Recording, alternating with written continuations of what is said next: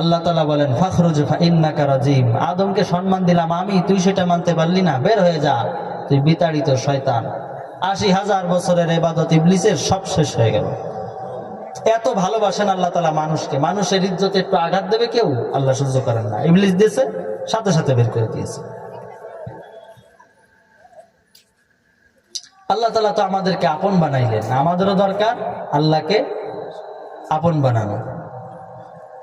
একটা মায়ার ডাক আল্লাহ তাআলা দুনিয়ার মানুষের মধ্যে থেকে, সবাইকে না, শুধু ঈমানদারদেরকে। আল্লাহ তাআলা বলতে পারতেন ইয়া আইয়ুহান নাস, হে মানুষেরা, তা বলেন না। আল্লাহ বলছেন ইয়া আইয়ুহাল্লাযীনা আমানু, হে আমার ওই সমস্ত বান্দারা, তোমরা যারা ঈমান এনেছো। ঈমানদারদেরকে আল্লাহ তাআলা ডাক দেন। আমরা যারা বসে আছি সবাই ঈমানদার তো? আলহামদুলিল্লাহ, আল্লাহ তাআলা কবুল করেন। ঈমানদারদেরকে আল্লাহ তাআলা মায়ার একটা ডাক দেন, ইয়া আইয়ুহাল্লাযীনা আমানু, হে ঈমানদারেরা, উদখুলু ফিস সিলমি কাফা, ইসলামের মধ্যে তোমরা পরিপূর্ণভাবে প্রবেশ করো। আল্লাহ তাআলা এই কথা বলেন না ইসলামের কিছু কিছু মানো, কিছু ছাড়লেও সমস্যা নাই। মুসা আলাইহিস সালামের উম্মতেরা, এক পর্যায়ে মুসা আলাইহিস সালামের উম্মতেরা বনি ইসরাইল কেমন উম্মত আপনারা হয়তো জানেন, দাবি করছে আমরা আল্লাহরে দেখব। আল্লাহর কাছ থেকে আমাদের ওয়াজ শুনতে হবে, আমরা তোমার ওয়াজে মানি না। আল্লাহর কাছে নিয়ে গেছে। এবার আল্লাহ তাআলা গায়েব থেকে বলে দিয়েছেন, মুসা যেই কিতাব দিয়েছে তোমাদের কাছে এটা তোমরা মানো। চলে আসতেছে, আসার সময় কিছুক্ষণ এসে বলে, কে বললো? তার চেহারা তো দেখলাম না, আল্লাহ বলছে না অন্য কে বললো? আবার নিয়ে গেছে মুসা আলাইহিস সালাম। আল্লাহ কয় নিয়ে আসো। হযরতে জিবরাইল আর হযরতে ইসরাফিল আলাইহিস সালাম, সম্ভবত দুইজনকে আল্লাহ তাআলা পূর্ণ বডি দিয়ে একটা ধমক দিল। ওনারা এসে তাদেরকে ধমক দিয়েছে, সব কলিজা ফেটে মারা গেছে। আল্লাহ মুসা আলাইহিস সালামের বলে, আল্লাহ তার জীবনটা ফেরত দেন। এমনি আমার কম কত বড় ঘাড় বাঁকা, এই কজনরে নিয়ে আসছি ওয়াজ শোনাইতে, এখন যদি আবার বাড়ি এদের লাশ নিয়ে যাই আমার অবস্থা খুব খারাপ, আপনি একটু এদের জীবনটা ফেরত দেন। আল্লাহ ফেরত দিচ্ছে। এবার আর কোনো ওয়াজের দরকার আছে? না, আর কোনো ওয়াজের দরকার নাই। আপনি শুধু আমাদেরকে কওমের কাছে নিয়ে চলেন, ওয়াজ আমরাই করবো এখন থেকে। সমস্ত কওমের ৬ লক্ষ বনি ইসরাইলকে বুঝাই দেবো ইসলামী একমাত্র ধর্ম, আল্লাহ পাক যেটা বলছে ওটাই ঠিক। আসার পর এরকম মঞ্চ কায়েম হয়েছে, ৬ লক্ষ বনি ইসরাইল সামনে, মুসা আলাইহিস সালাম বসা, আপনি থাকেন, আমরাই ওয়াজ করব। তারা এবার এসে বলে, হ্যাঁ আমরা আল্লাহর ওয়াজ শুনতে গেছিলাম, আল্লাহ বলছে যেটা পারবা ওটা মানো, যেটা পারবা না ওটা মানো না। নাউযুবিল্লাহি মিন যালিক। তো ইসলামের ভিতরে এরকম কোনো সুযোগ নাই, যেটা পারো ওইটা মানো, যেটা পারো ওইটা মানো না। আল্লাহ তাআলা বলেন, ঈমানদারেরা, তোমরা আমার কাছের বান্দা, তোমরা আমার প্রতি ঈমান এনেছো। বর্তমান দুনিয়ায় ৮০০ কোটি মানুষ, ২০০ কোটি ধরা যায় মুসলমান, ২০০ কোটি মুসলমান, ৬০০ কোটি মানে না, ২০০ কোটি আল্লাহকে আল্লাহ বলে স্বীকার করে। নিশ্চয়ই এরা আল্লাহর কাছে অবশ্যই প্রিয়। আল্লাহ তাআলা কত ভালোবেসে বান্দাগুলাকে বানাইলো, কিন্তু বান্দারা আল্লাহকে আল্লাহ বলে মানে না। যারা মানে তারা তো অবশ্যই আল্লাহর কাছে প্রিয়। আল্লাহ বলেন, ঈমানদারেরা, উদখুলু ফিস সিলমি কাফা, ইসলামের মধ্যে তোমরা পরিপূর্ণভাবে প্রবেশ করবে। ইসলামের মধ্যে থোড়া থোড়া কিছু কিছু ইসলাম মানলা আর কিছু মানলা না, এটা না। পরিপূর্ণ ইসলাম তোমাদের মানতে হবে। পরিপূর্ণ ইসলামের মধ্যেই রয়েছে তোমাদের জন্য সফলতা। তোমরা ইসলাম মেনে জীবনটাকে মুনাওয়ার করবে, আলোকিত করবে। অনেকে বলি দাড়ি রাখি না, ভাই দাড়ি রাখেন, দাড়ির মধ্যেই কি ইসলাম? না না, দাড়ির মধ্যেই ইসলাম না, ইসলামের মধ্যে দাড়ি। দাড়ির মধ্যেই ইসলাম না, বরং ইসলামের মধ্যেই দাড়ি। সুন্নতি জামার মধ্যেই ইসলাম না, ইসলামের মধ্যেই সুন্নতি জামা। টুপি এটার মধ্যেই ইসলাম না, ইসলামের মধ্যেই টুপি। নামাজ পড়ার মধ্যেই ইসলাম না, ইসলামের মধ্যেই নামাজ। আমি নামাজ পড়ি না, ইসলামের কিছু ছেড়ে দিলাম। রোজাগুলা রাখি না, ইসলামের কিছু ছেড়ে দিলাম। সুন্নতি জামা পরি না, ইসলামের কিছু ছেড়ে দিলাম। মাথায় সুন্নতি টুপি না, ইসলামের কিছু ছাড়লাম। আল্লাহ তাআলা কয়, এই ইসলাম মুমিনদের জন্য। আমি বলি না, আমি বলি তোমরা ইসলামের মধ্যে পরিপূর্ণ ঢুকবা, অর্থাৎ ইসলামের বিধানটাকে পরিপূর্ণভাবে মানবা। আজ তো আমরা ইসলাম না মানার কারণে আমাদের কোনো শাস্তি নাই। না মা বাবা কিছু বলে, না কোনো দিক দিয়ে কোনো শাসন আছে। সাহাবায়ে কেরাম ছিল নবীজির, নবীজি ছিল সাহাবায়ে কেরামের গার্ডিয়ান, সাহাবায়ে কেরাম ছিল নবীজির শীর্ষ। ইসলামের একটা হুকুম একটা সাহাবীর কাছ থেকে ছুটে যাওয়ার কারণে কত বড় পরীক্ষা তার উপর এসেছে দেখেন। আমরা তো দাড়ি রাখি না, কবিরা গুনাহ। টাকনুর নিচে পায়জামা পরি, কবিরা গুনাহ। এই ইসলামগুলো না মানার কারণে আমাদের মধ্যে কোনোই পরীক্ষার মধ্যে আমাদের পড়তে হয় না। আল্লাহর নবীর সাহাবী যখন ইসলামের একটা বিধান তার থেকে ছুটে গেল, কত বড় পরীক্ষা তার উপর। হযরত কাব ইবনে মালিক রাদিয়াল্লাহু আনহু অসংখ্য সাহাবাদের মধ্যে একজন বড় সাহাবী। তাবুকের যুদ্ধের সময় আল্লাহর রাসূল ঘোষণা দিয়ে দিলেন, অমুক দিন তাবুকের যুদ্ধে আমরা বের হব, তোমরা সকলে প্রস্তুতি নাও। কাব ইবনে মালিক ও অন্যদের সাথে প্রস্তুতির জন্য বের হয়। কাব ইবনে মালিক এই ঘটনাটা নিজেই বর্ণনা করেন। কাব ইবনে মালিক বলেন, আমি সকল সাহাবীদের সাথে প্রস্তুতি নিতে বের হই। আল্লাহর কসম, তাবুকের যুদ্ধের সময় এমন সম্পদ আমার কাছে ছিল যা তাবুকের যুদ্ধের আগেও ছিল না, পরেও ছিল না। জিহাদে যাওয়ার জন্য আর্থিক একটা সচ্ছলতার দরকার আছে।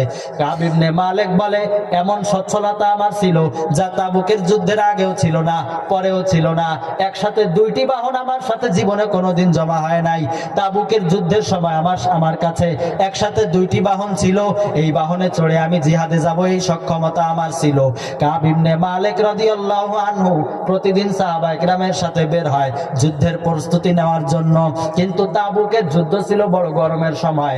অন্যান্য যুদ্ধের সময় আল্লাহর রাসূল কিছুটা তারুইয়া করেন। তারুইয়া মানে যুদ্ধের স্থান ধরেন, এখান থেকে কাজীর বাজার, এই দিক দিয়ে ঘুরে ওই ইস্তেমার মাঠ হয়ে ওই কোটের ওইখান দিয়েও আসা যায়, আবার এই পথ দিয়েও যাওয়া যায়।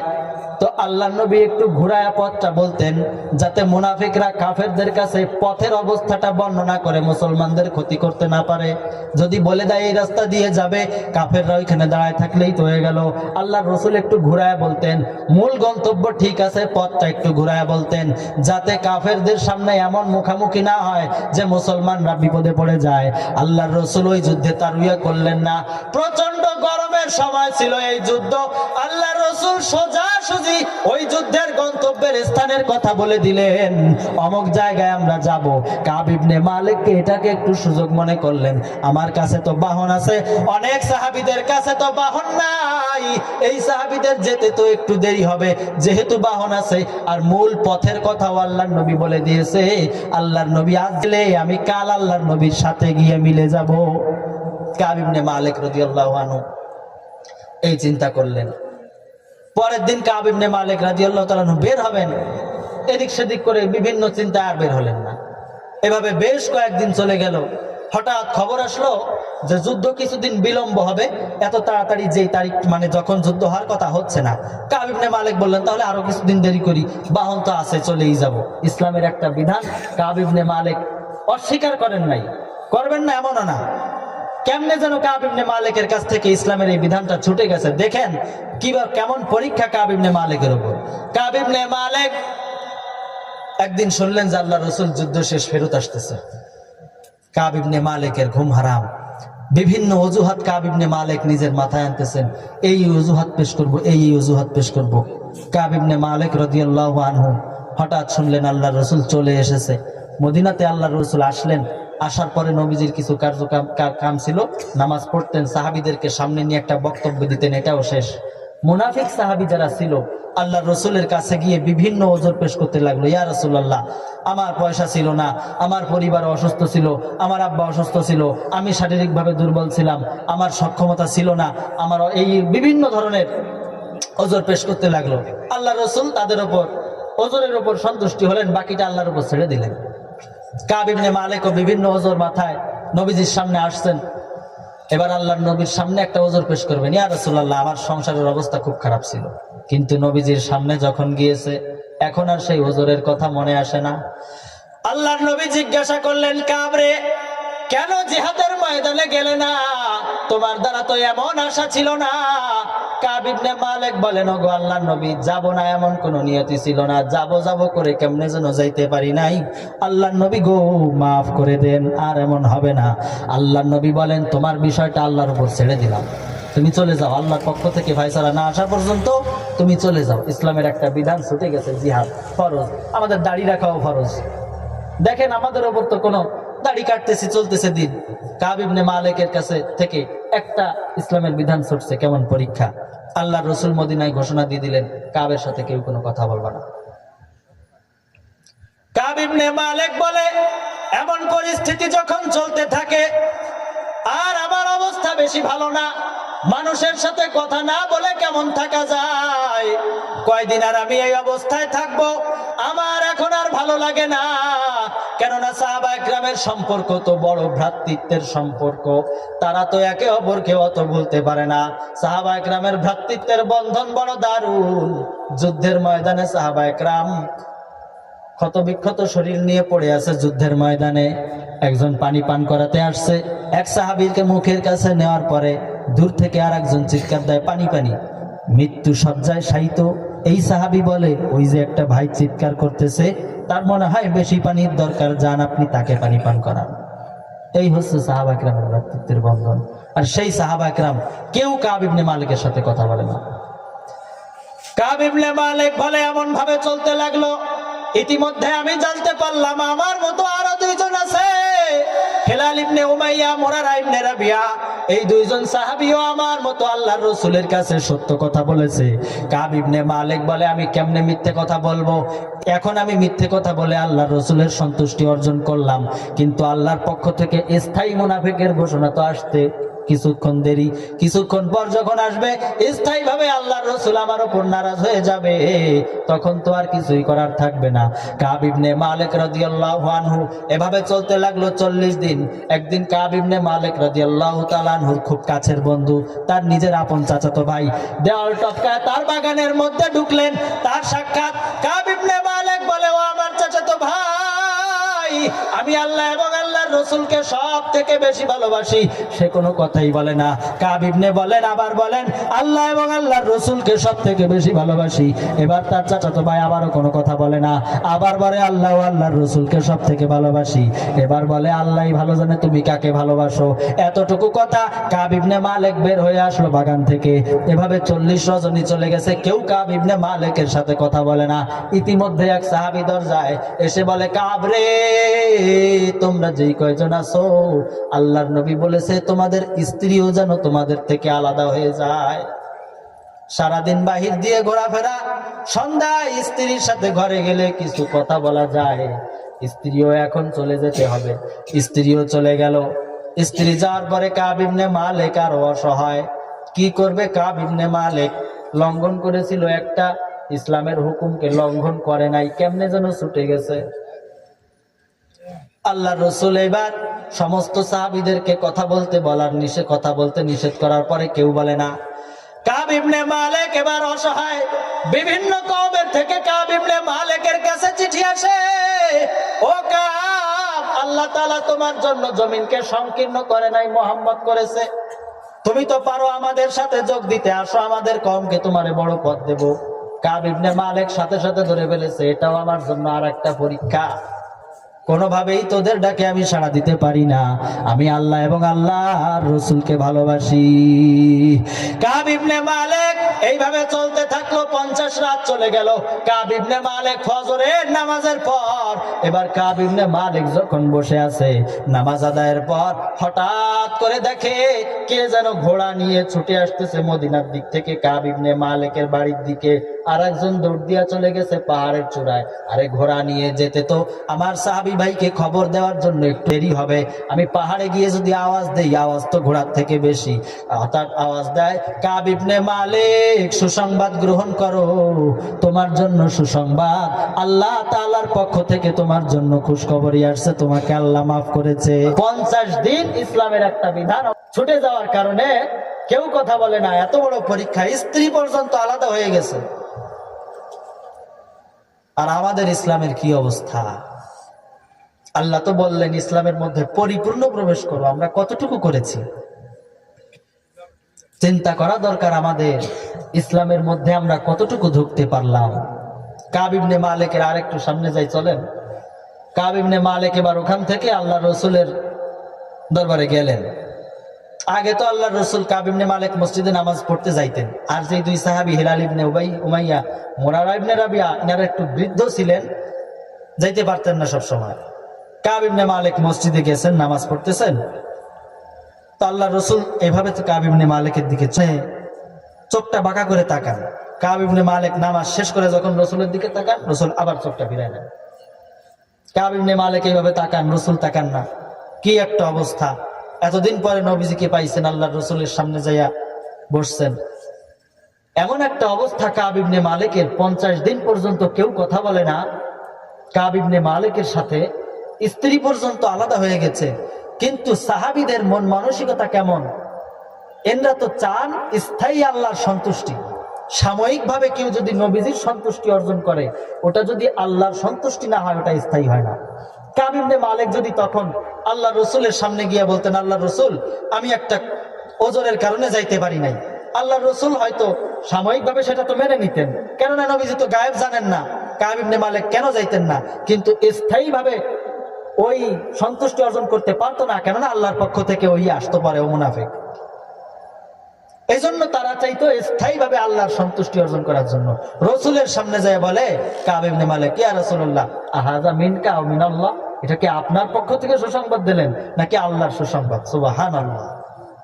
আমার উস্তাদ যখন এই ঘটনাটা আমি পড়ি, আমার উস্তাদ বলছিলেন যেখানে কাব ইবনে মালিকের ভাবটা এমন ছিল, আমি কিন্তু রাসূলুল্লাহ এই কষ্টটা আপনার জন্য করি নাই, আপনার সন্তুষ্টি হবে এটার জন্য করি নাই, করলে আগেই করতে পারতাম।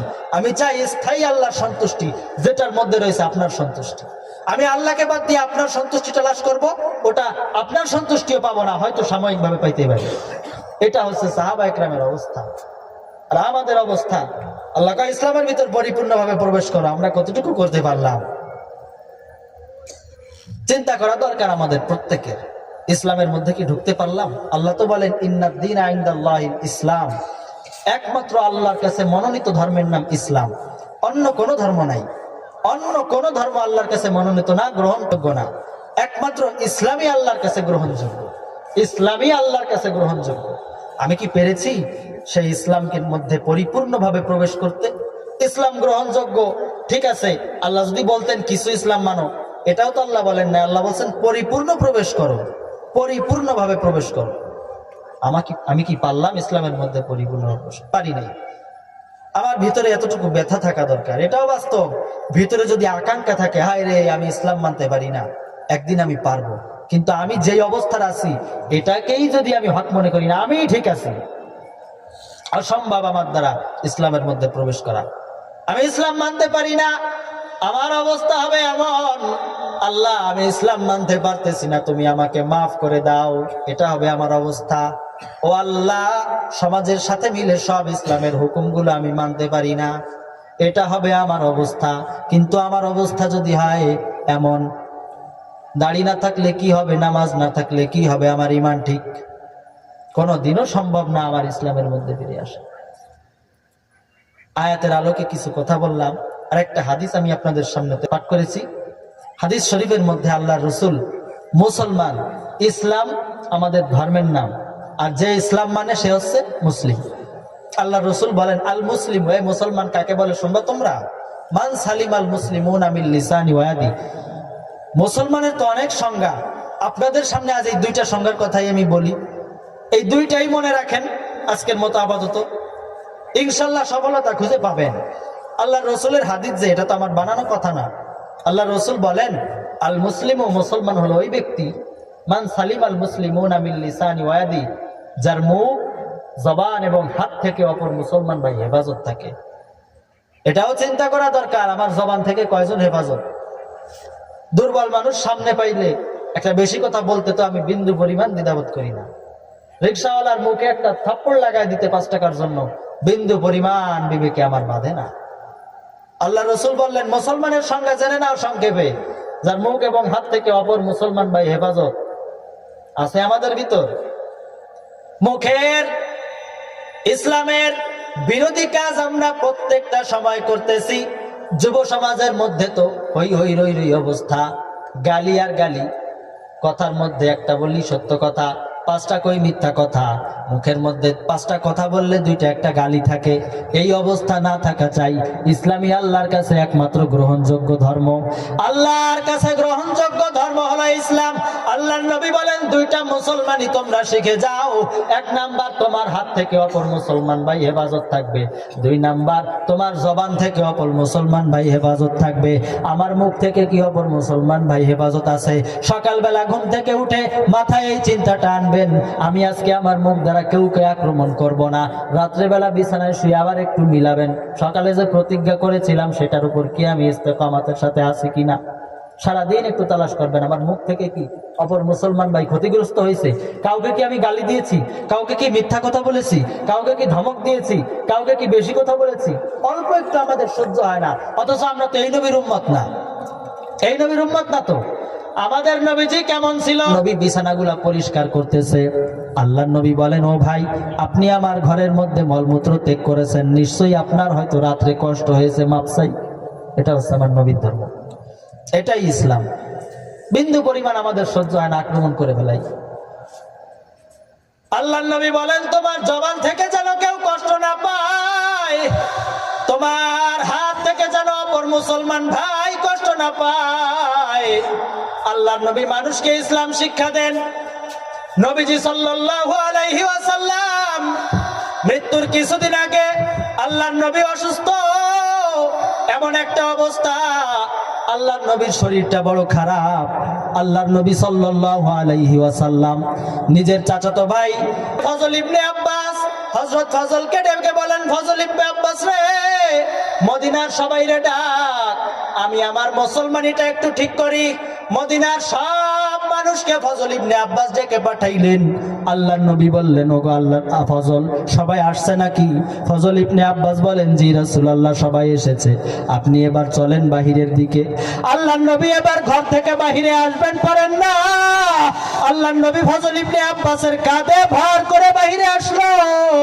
আল্লাহর নবী সাল্লাল্লাহু আলাইহি ওয়াসাল্লাম ফজল ইবনে আব্বাসের কাঁধে ভর করে বাহিরে এসে বলে, ও আমার মদিনাবাসী, দীর্ঘদিন তোমাদের সাথে কাটাইলাম, এই দীর্ঘ সময় কি তোমরা আমার কাছ থেকে কোনো কষ্ট পাইছো? তোমাদেরকে কি আমি কাউকে কোনো কষ্ট দিয়েছি? হাদিসের মধ্যে তো আমি বললাম, আল মুসলিমু মান সালিমাল মুসলিমুনা মিন লিসানি ওয়া ইয়াদি, মুসলমান হলো সে যার মুখ এবং জবান থেকে অপর মুসলমান হেফাজত থাকে। আমি কি পেরেছি তোমাদের মধ্যে ইসলাম কায়েম করতে? তোমরা কি আমার দ্বারা ইসলাম পেয়েছো? ফজল ইবনে আব্বাস পাশে বসা, ইতিমধ্যে একজন দাঁড়ায় বলে, ইয়া রাসূলুল্লাহ, যে ইসলামের কথা আপনি বলেন, এই ইসলাম আপনার কাছ থেকে আমি পাই নাই। কেমনে পাও নাই? ইয়া রাসূলুল্লাহ, হাতের ইসলাম আপনার দ্বারা খেয়ানত হয়েছে। কেমনে হাতের ইসলাম খেয়ানত হইল? বলে, অমুক যুদ্ধে আপনার সাথে আমি জিহাদে গিয়েছিলাম, আপনি একটা লাঠি দিয়ে আঘাত করেছিলেন, হয়তো কাফেরকে আমার পিঠে লেগেছিল। ইয়া রাসূলুল্লাহ, আপনার হাতের একটা ইসলাম আপনার দ্বারা খেয়ানত হয়েছে। দেখেন আল্লাহর রাসূল মৃত্যুর সময়ও কেমনে আমাদেরকে ইসলাম শিখায়। আমাদের মধ্যে কি ইসলাম আছে? আমরা কতটুকু পারলাম ইসলামের মধ্যে দাখিল হইতে? সেই নবীর উম্মত হয়ে আল্লাহ কয়, ইসলামের মধ্যে পরিপূর্ণভাবে দাখিল হও। একমাত্র মনোনীত ধর্ম আল্লাহর কাছে ইসলাম। আল্লাহর নবী বলেন, মুসলমান সেই ব্যক্তি যার হাত এবং মুখ থেকে অপর মুসলমান ভাই হেফাজত থাকে। মুখের হেফাজত, হাতের হেফাজত আমাদের দ্বারা কতটুকু হচ্ছে? নবীজি ইসলামের ব্যাপারে কতটুকু সচেতন? আল্লাহর নবী মৃত্যু সজ্জায়, মৃত্যুর পূর্বে অসুস্থ, এমন সময়ে বলতেছেন, তোমরা কি কেউ আমার কাছ থেকে ইসলামের খেয়ানত পেয়েছো? একজন দাঁড়ায় বলে, আপনার হাত লাঠি থেকে আমার পিঠে আঘাত লেগেছে। আচ্ছা ঠিক আছে, কোন যুদ্ধে? অমুক যুদ্ধে গো নবী। আচ্ছা ঠিক আছে, অমুক যুদ্ধে, বুঝলাম। ওই যুদ্ধে আমার হাতে যেই লাঠিটা ছিল, ওই লাঠিটা আছে হযরতে ফাতেমার ঘরে, যাও যাও লাঠিটা নিয়ে আসো। লাঠিটা এবার যখন নিয়ে আসলো, হযরত ফাতেমা কয়, হাসান হুসাইন রে, যা, তোর নানা ইসলাম শিখাইতে যাই, আজ না পিঠের মধ্যে আঘাত লাগে, তোরা নিজেদের পেটটা পেতে দে। হাসান হুসাইন দৌড়াই আসছে, কান্না করতেছে, মেরো না আমার নানার পিঠে, আমাদের পিঠে মেরে দাও, আমার নানার পিঠে মেরো না। সাহাবা একরাম কান্না করতেছে, আরে তোর কি এমন সমস্যা হয়েছে? তোর কি জীবনের কোনো সমস্যা হয়েছে? পিঠে এতটুকু আঘাতের কারণে তুই এমন কলঙ্কের কাজ করতে চলেছিস। আল্লাহর নবী বলে, ওমর তুমি বসো, এই সাহাবীকে ইসলাম প্রতিষ্ঠা করতে দাও। আল্লাহর রাসূল এবার নিজের পিঠটাকে পেতে দিলেন সাহাবীর সামনে, সাহাবীকে লাঠিটা দিলেন। সাহাবী আসতেছেন আল্লাহর রাসূলের পিঠে আঘাত করার জন্য, এমন একটা ভাব।